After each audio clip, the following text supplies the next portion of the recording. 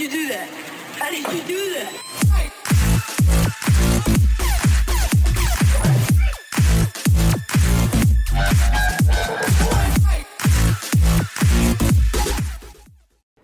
Welcome back everyone to another ESO build video. Today is going to be a brand new build. This one is called Nature's Bounty, and this is a Warden tank of sorts, but it's supposed to feel like a Warden.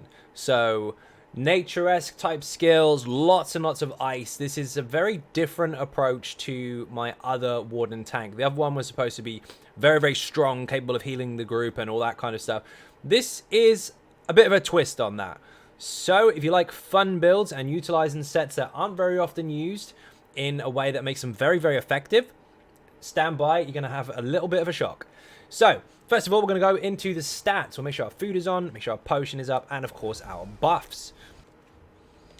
We are sitting on 47.3k max health, 22k max stam, and 9.7k max magicka. We're not using the magicka as a resource pool for damage output as such. We're using it for application, so we need to use it as often as possible. That's why we've got 2.1k mag recovery, as much recovery as we can, so we can constantly use those skills. Make sure that buff stays up so we can read them. 31k resistances across the board, and 22% crit across the board as well. That will actually go up with buffs and bonuses from your group, and that is somewhat relevant to this build, and that will be explained a little bit more later on. We also have 913 stam recovery, which is actually pretty good. We're at 64 points into max health, but you can distribute these evenly if you want. Just bear in mind how they will affect your skills if you do so, but this is just fine for me. Atronach Munderstone to give us more recovery, Stage 4 Vampire, and max health, max stamina food. The max health, max stam food isn't shown in the stats here as far as how many points of health and stam you should get, but it's 5.3k max health and 4.9k max stamina. You can use other food if you prefer, but this is really, really nice flat out and gives us some really good bonuses. Now, I'm going to explain all the skills. I will go through these in detail, explain where they come from, what morphs to take, and all that good stuff, and how to apply them. If you skip this part, then you may miss out information, and you may risk asking questions in the comment section that have already been answered. If you do ask stuff that's already been answered, I won't be answering them. So, it's at your own risk if you skip them, but you're more than welcome to if you prefer. Now, first of all, we are using, of course, the Blue Betty, which is amazing. Comes from the Animal Companion skill line, 4th ability unlock. Starts off as Betty Netch, morph it to Blue Betty. This is in the other build as well, but basically you just activate it, and the whole time it's up, it's free by the way, you will actually gain Major Sorcery, which is quite nice, Major Brutality as well, which is also nice. So you've got some nice flat bonuses there towards damage output, even though we're not really built for damage, or are we? And also you gain back 4,992 magicka over 25 seconds, which is insane. That doesn't show in your recovery. So on top of the 2.1k recovery we've got for our magicka recovery, we actually have this as well. So keep this up all the time. Do not let it run out. Plus one more hidden bonus. When you activate this, every 5 seconds, you'll remove one negative effect from yourself. It's very, very powerful indeed. Keep this up 100% of the time. Next up is Arctic Blast. This is in the Winter's Embrace skill line. 3rd ability unlock starts off as Arctic Wind, morph it to Arctic Blast. Now, there are 2 morphs for this one. This has been picked specifically, but you can choose the other morph if you prefer. Now, this does give us a heal initially. So if you activate it, you have a little whirlwind around you and you have a heal, then you heal over time for 5 seconds. That is the main purpose of the skill initially that we would usually use it for. And it also does ice damage every 1 second in area of effect, which is quite nice. But the other morph will heal one of your group members for a stupidly high amount, as it will you as well. This morph, however, when it hits enemies, if they are hit by this 3 times, they will be completely stunned for 4 seconds. So this is a crazy, crazy CC.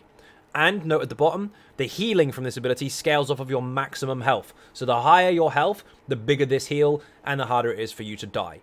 If you have very, very low health, this is a really small heal, and you're going to have to spam it more often. It won't be as effective. This requires high health. Now, next up, of course, is our Taunt. Very, very simple. This is in the One Hand and Shield skill line. It starts off as Puncture, morph it to Pierce Armor. If you stab a target with this, it will receive a debuff in the form of Major Fracture and Major Breach, reducing its physical and spell resistance by 5280, meaning that your group can hit it harder, because it's negating resistances. And at the same time, it will taunt the target. This is really, really simple. This target here, you can see above his head, there's no buffs or debuffs. The gold one and the purple one are Major Breach and Major Fracture. In fact, the gold one first is Breach, the other one is Fracture. The one on the right-hand side, the very far one with the shield, which is broken by the black background, that is your taunt. No one else can see that but you. The only person that can ever see a taunt is the person who has the aggro with a taunt.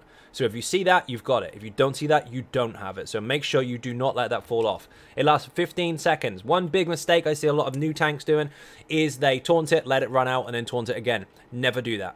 Make sure you overlap it. Because if you taunt and then drop it and then taunt again, during that very small period of time where it is not taunted, someone is going to take a one-shot. It will run after somebody else and hit them. Or it will run so fast that you can't even reapply the taunt and it will just go wild. So make sure you reapply this before it runs out. Not just for the debuff, but for the aggro as well. It's not Warcraft where there's an aggro counter and people can take it off you. If it's not taunted, it will run away. Keep it busy. Next up is, of course, Shimmer and Shield, one of the most broken skills on the Warden. Fourth ability down in the Winter's Embrace skill line. Starts off as Crystallized Shield, morph it to Shimmering Shield. Now this is actually also scaling off of max health. And what this does is if you activate it, it will put a shield around you and absorb up to 3 projectiles. Now my previous tank has got very, very, very high health, so it's a bit higher than this, but this is still a 75k damage shield from projectiles. And you just simply activate it like this. Each one will take 1 projectile and then disappear, each shield in fact.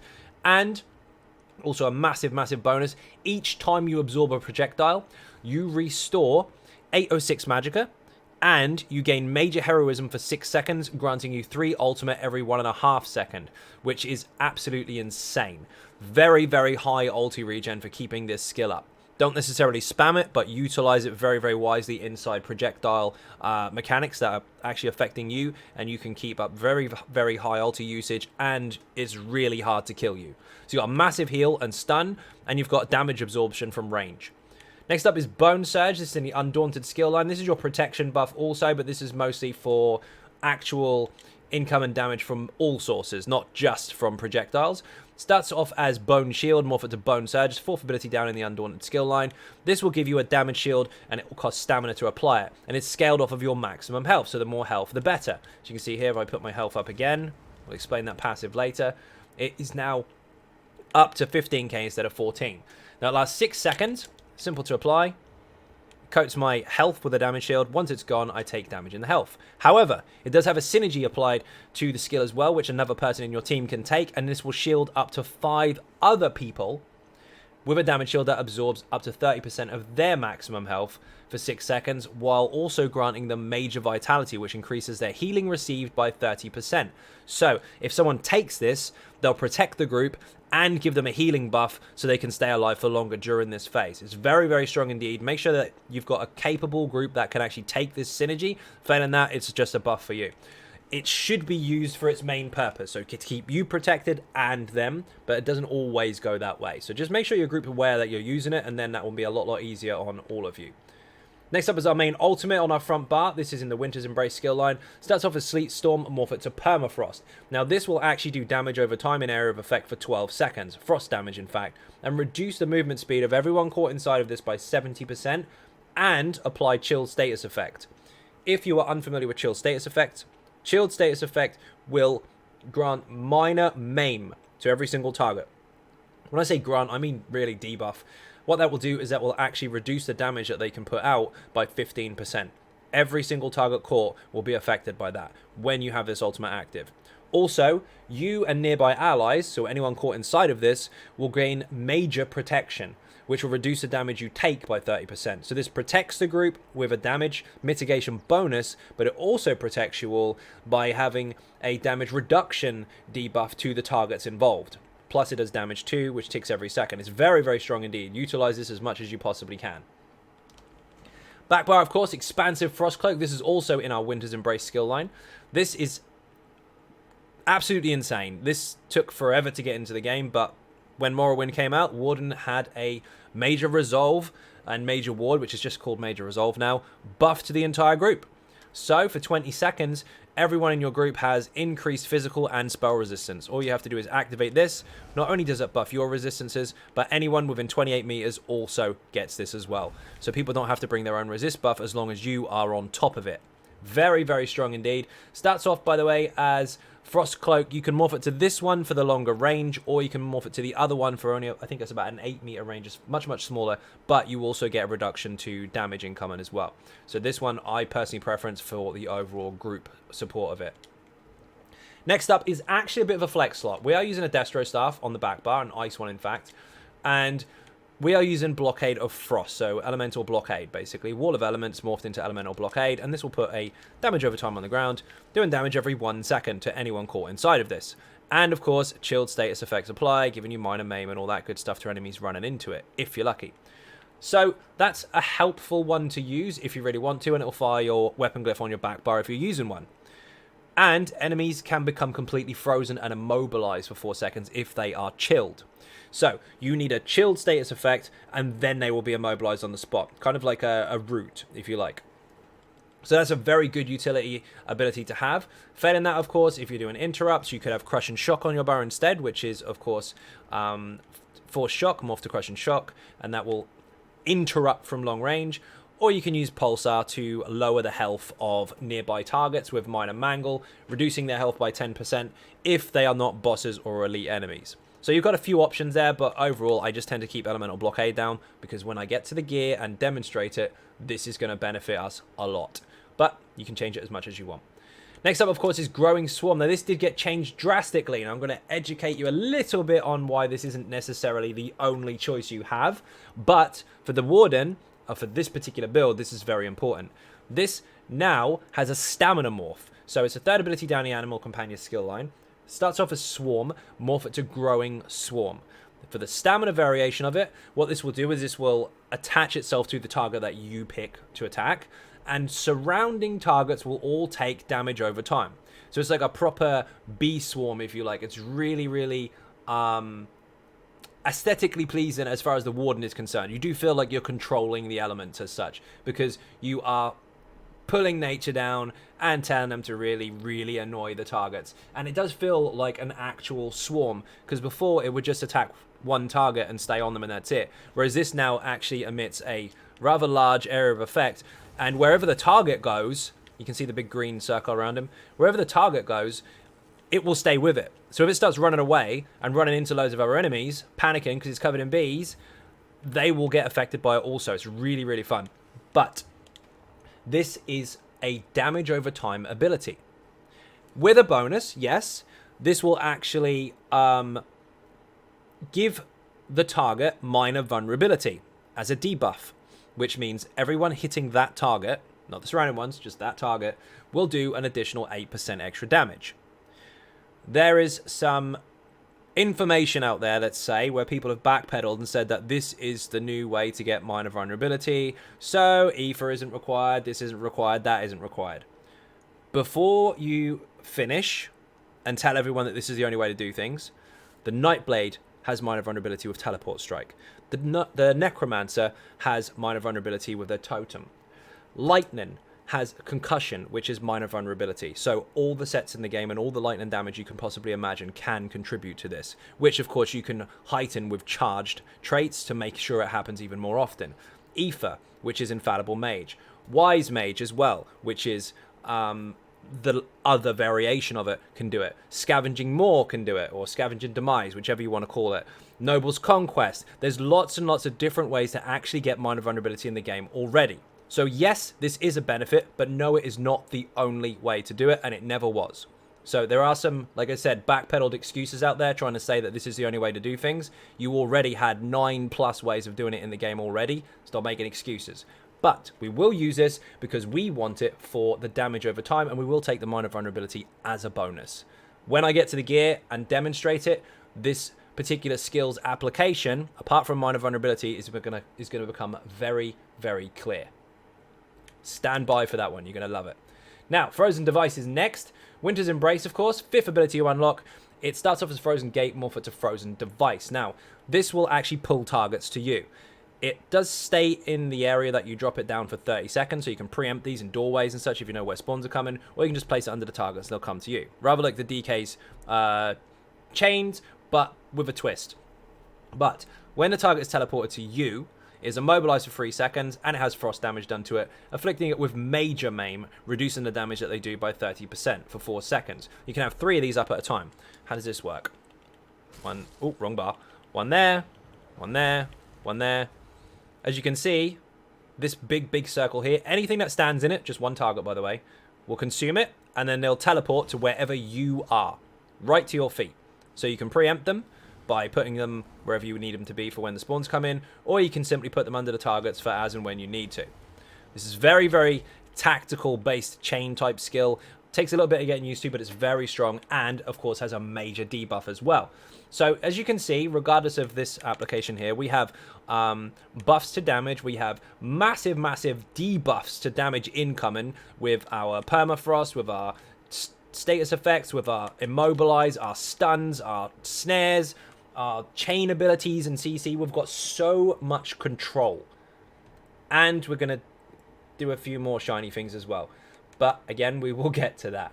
Grip and Shards, of course, is the last one before our ultimate on our back bar. This is also a CC-based ability. It does damage over time for 12 seconds. The damage output is scaled off of your maximum health, so the higher your health, the better. And the chilled status effect is the one that will actually benefit from that. So the damage is increased by your health, but also if your health is high, your chilled status effect chances are up.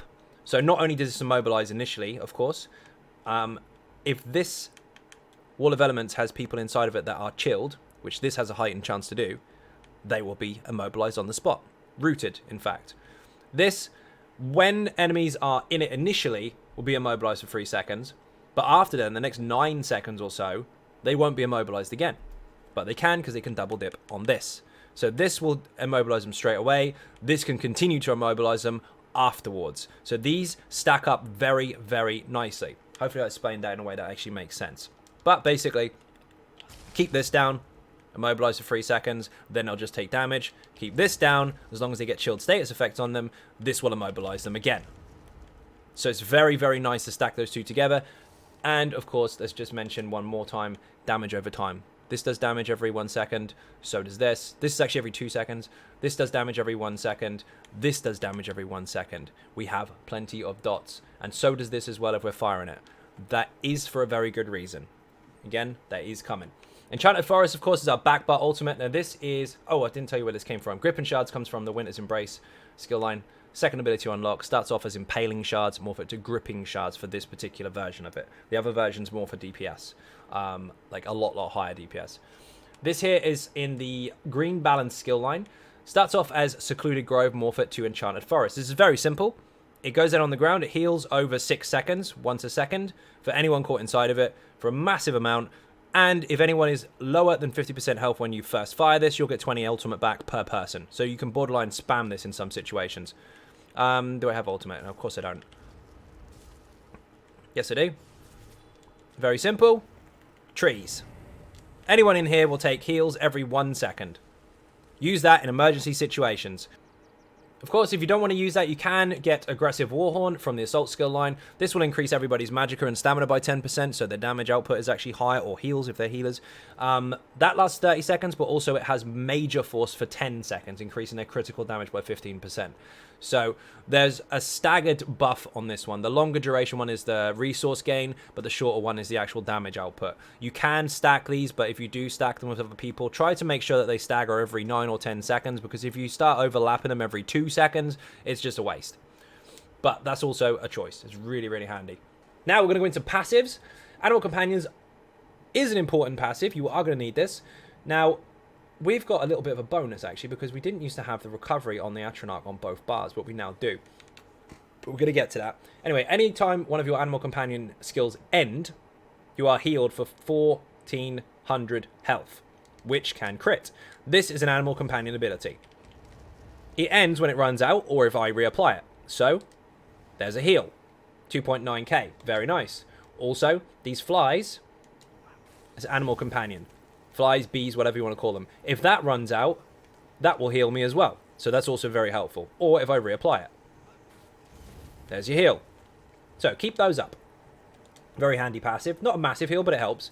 When you cast an animal companion's ability while you are in combat, you generate 4 ultimates. So if you use the bees or you use the Betty Netch, within 8 seconds of each other, or after 8 seconds of each other, not earlier, you will actually get 4 ultimate back per cast. This increases your Magicka and Stam recovery if an animal companion ability is slotted. This is where I was going a moment ago. Now this is on our front bar, so we have this recovery all the time. On the Atronach build, the other tank, the big chunky one, he doesn't have any animal companion abilities on the back bar. This dude does.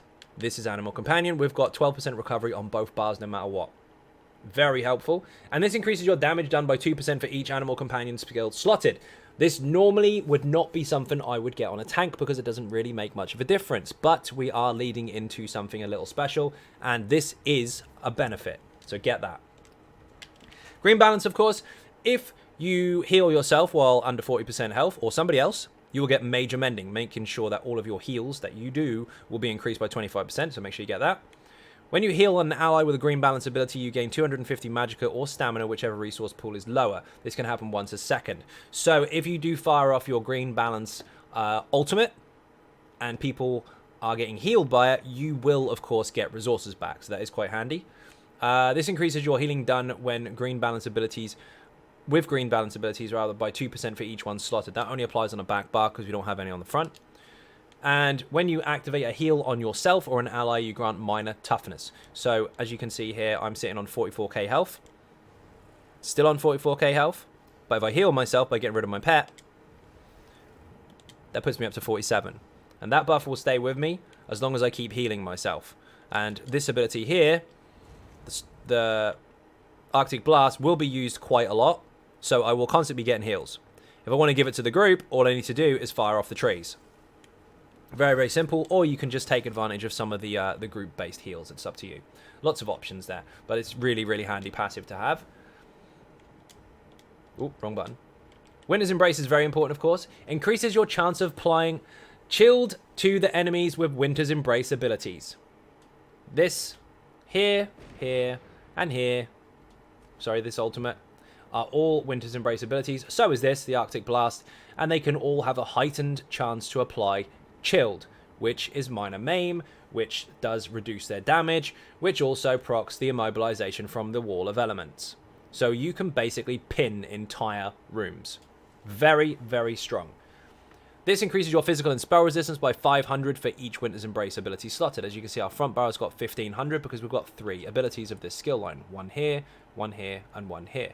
And on the back bar, we have the same because we also have 3 abilities on this bar. One here, and one here. So we have a 1500 resistance across the board. This reduces the effectiveness of snares applied to you by 15%. We are a snare master. We don't really want to be snared ourselves. It would be stupid if we were really susceptible to that, so we've got a bonus there. And increases your magic and frost damage by 10%. Now, frost damage increase is actually quite nice because we are going to be doing some frost damage and we are going to need it. It's not a DPS build as such, but it will do damage, and a lot of it. Now, one-handed shield is on our front bar. We are going to need this. You can take this ultimate, by the way, if you want it as an oh shit button. This is a free block for 8 seconds with 130 ultimate cost. Basically, you can res with this and not be stunned and all that good stuff. It's a really handy oh shit button if you really need it, but that's not part of the build. That's a choice. But we need these passives. This reduces stamina cost of your one-handed shield abilities by 15% and reduces the cost of blocking. We want the block cost down because we are going to need to block quite a bit, but it's a tank, and this obviously you want to be cheaper. 1.1k is ridiculous. It's very, very cheap to taunt. You've got no excuse. This increases your weapon damage by 5% as long as you've got one hand and shield equipped, and also the amount of damage that you can block. This improves your standard bash attack, so if you bash and interrupt and all that good stuff, it actually does increase the damage of it, which is not that important, but we'll take it anyway, because this does also reduce the cost of bash, because it's quite expensive. This will increase the amount of damage you can block from projectiles. Remember, we can also absorb those. And this increases your movement speed while blocking, because if you do block, you will move quite slowly, and this will improve that.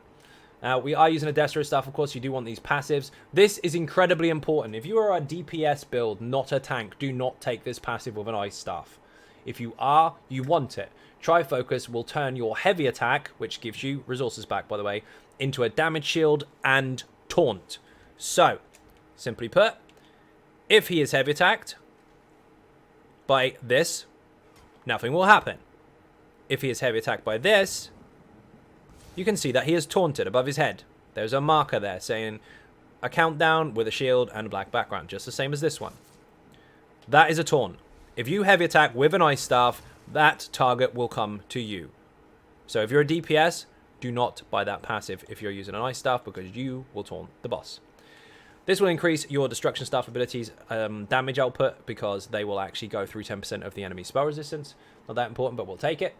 Increases your chance to apply burning, concussion, and chilled status effects by 100%. That's 100% of the base, not 100% chance to guarantee it. But remember, our Winter's Embrace abilities do actually also have a heightened chill status effect chance as well. So we are stacking lots and lots of status effect here for one particular type. Equipment of Frost Staff reduces the cost of blocking while on that bar by 36% and increases the amount of damage you can block. Pretty much the same as the Sword and Board passive. Basically, Sword and Board has the ability to block and reduce the cost and damage, and so does the Ice Staff. So if you swap bars, you still have those passives. If you don't have these passives, or you're not using an Ice Staff, you're using a different staff, you will of course die to one-shots, because this is designed to take the big stuff. Also, when you kill an enemy with a Destruction Staff ability, which you might, you will actually gain back 3600 Magicka, which is nice. Now, we're not using any light or any medium armor. We are full heavy, so on every single one of these. This increases physical and spell resistance per piece.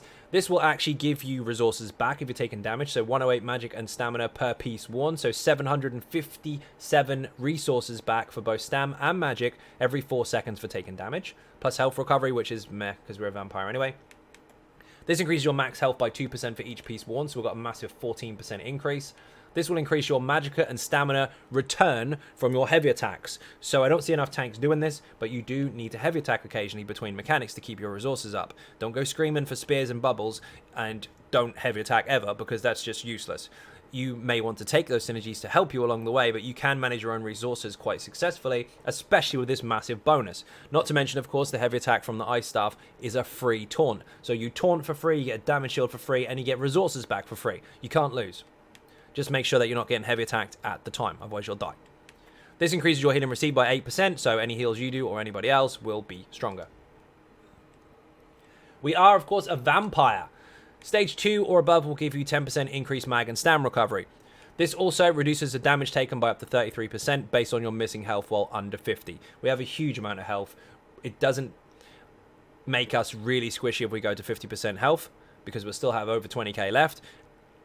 And during that period of time, we actually take less and less and less damage. It's really, really helpful. Make sure you get this passive. Fighters Guild, we're only going to need one of these, and that's this one. You generate ultimate when you kill undead, Daedra, or werewolf. Tanks usually get lucky with kills, and this can benefit. You are going to get kills. You will actually get kills. So make sure you have this, because the more ultimate you get, the more you can use your CC ultimate and protection ultimate, or the more you can use your heal ultimate. Up to you. Very, very helpful. Undaunted, of course, you are going to want this. Every single synergy you take will give you 4% of every single resource back. Take every single synergy you can see. Don't just leave Liquid Lightning on the ground and assume a DPS is going to pick it up. There'll be another one coming soon. They can pick it up while you're on cooldown. Take every synergy you can get. I said a moment ago, we're only using heavy, so we just get the 2% across the board. This is really helpful. Make sure you get it. Also, Assault, we don't need any of these passives here, but Warhorn was already mentioned. We are an Imperial. You don't have to be, but we are. This will increase your max health by 2k, this will increase your max stamina by 2k, and this will reduce the cost of all of your abilities, including ultimates, by 3%. And when you deal direct damage, and we will be doing that, you heal yourself with 379, which can crit, and you restore 3/3 magicka and stamina, and this can happen once every 5 seconds, which does stack with the Constitution passive. Very, very strong indeed. You choose another race, it's entirely up to you, but you might have to alter your stats a little bit to do so.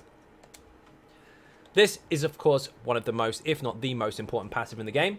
We are using tripods. By that I mean we get health back, stamina back, and magic back, and we have 20% health recovery, stam recovery, and mag recovery on those potions. They would normally last 36 seconds. With this, they last 47, and the cooldown is 45. Don't just use them when you're low. Keep them running all the time for that passive recovery. Very, very strong indeed. Now, I'm going to do this in reverse order, because I don't want to spoil it too soon. But we're going to go champion points first, then I'm going to show you the gear. So, champion points, we are pretty much the same as my other tanks, but we're plugging some gaps here. So, 72 into Ironclad to reduce the amount of direct damage we take. We'll take a load of it, we're a tank. 12 points in here to increase our spell resistance, to push us slightly over so that when we do get the minor buff, we will actually cap out. 56 and 56 to reduce all other damage that we take by 12%, so any damage types whatsoever apart from Oblivion. And this will increase our dot reduction as well by 19% for 51 points in here. Just remember, of course, if you do break free, and you may have to sometimes, your next stamina ability will be 80% cheaper. The only major stamina abilities we have is the flies or the bees and Bone Shield. Bone Shields are very expensive protective buff. The taunt is really, really cheap. So when you break free, stick on a Bone Shield. That will be a lot cheaper. 11 points in a quick recovery to give us a 3% bonus to all healing received, and 12 points in here as well to level out exactly the same as the spell resistance, so that we actually hit 31k resistances, so a minor buff will cap us out on both sides. 56 points into Warlord to reduce the cost of break free by 20%. 64 in tenacity to increase the amount we get back from a fully charged heavy attack, whether it be magical or stamina, depending on the weapon type. Remember, that does stack with our heavy armor passive. And 14% recovery to magica recovery, because we are stacking recovery. We want as much as possible to utilize our abilities. 66 points into Shadow Ward to reduce the cost of blocking, and 9 points into Tumbling to reduce the cost of dodge roll, which we may have to do occasionally. And of course, if we loot chests, we get higher quality loot. 61 points into Elfborn to increase our critical heals, which is very, very important. And 75 points into Bless so that our heals are stronger. 13 points into Master at Arms to increase direct damage, which we will have. So it's not a massive buff, but it will help. We'll get to that. And of course, 61 points into Thaumaturge to increase our damage over time by 21%.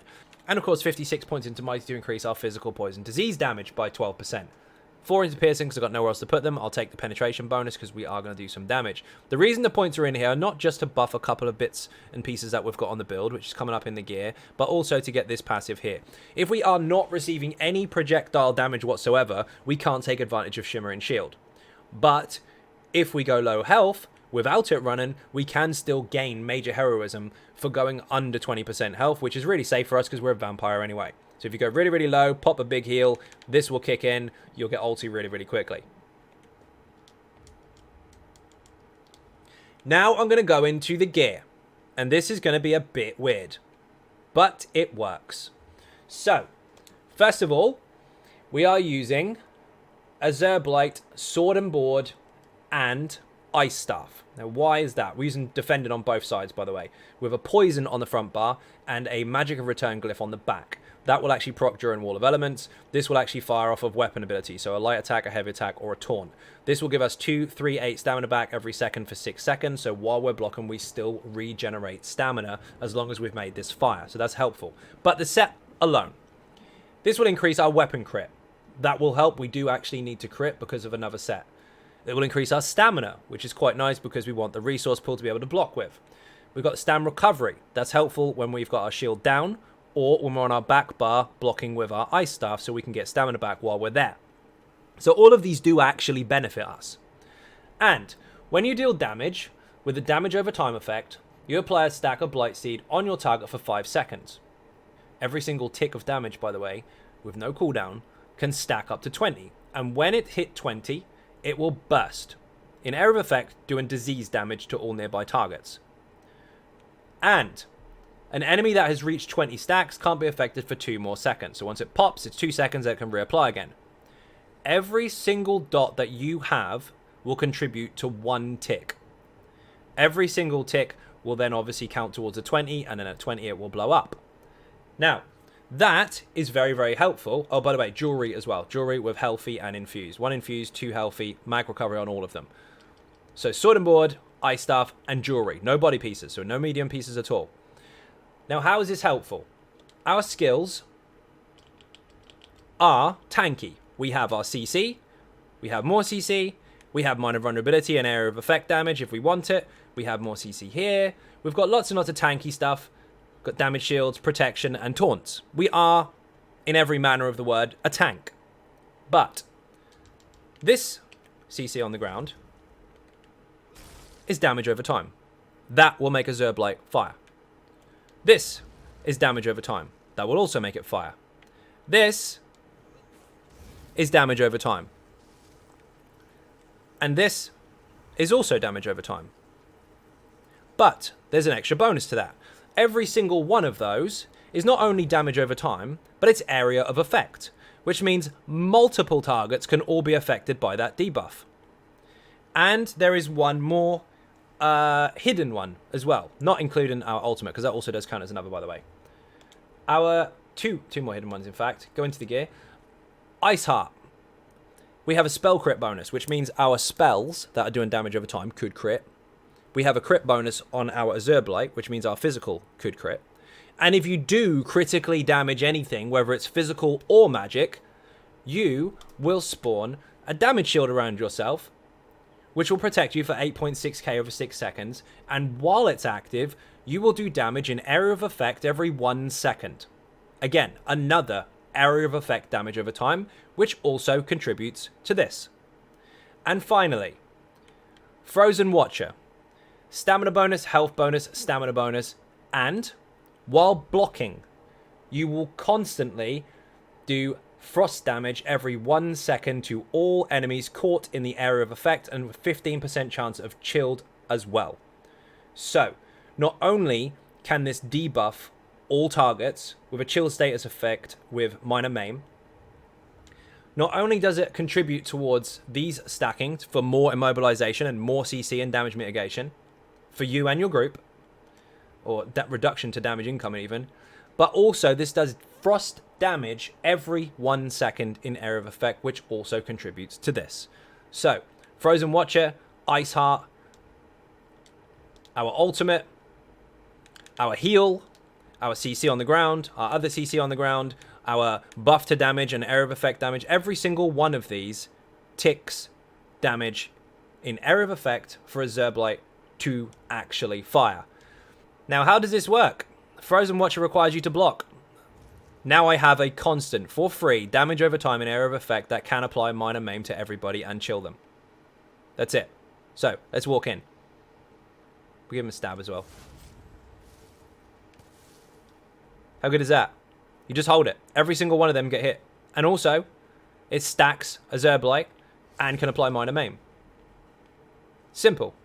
Now let's put it all together, shall we? Because Ice Heart will actually proc from crits. So let's see if we can get a crit on this dude.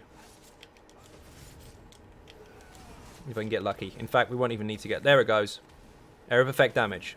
So I'm frozen as hell. I've got ice on my body from the resistances. Got ice on the ground.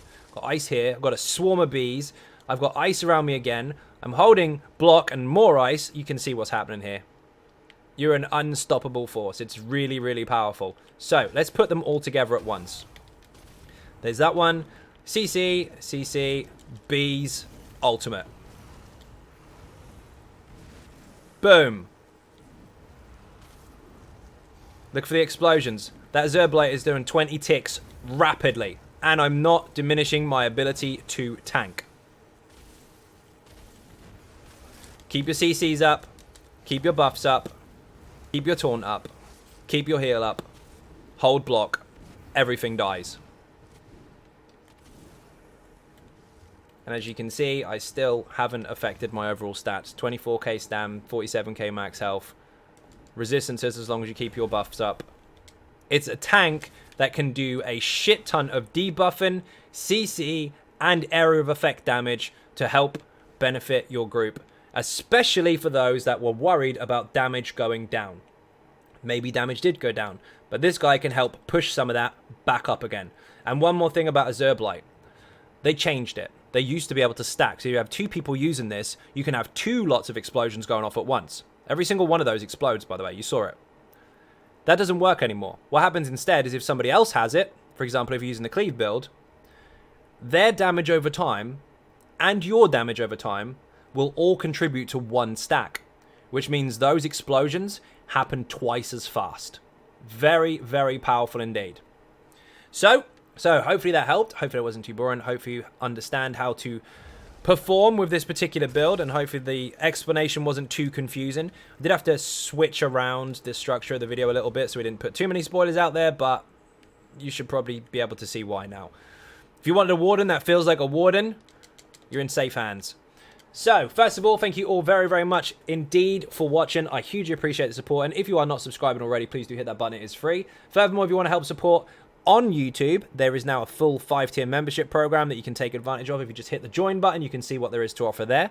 And if you want to help support outside of YouTube, there are some links in the info section for Patreon, Twitter, Facebook, and of course the website zynodegaming.com, where all the written guides are as well. Once again, thank you all very much for watching, and I will see you in the next video. Bye-bye.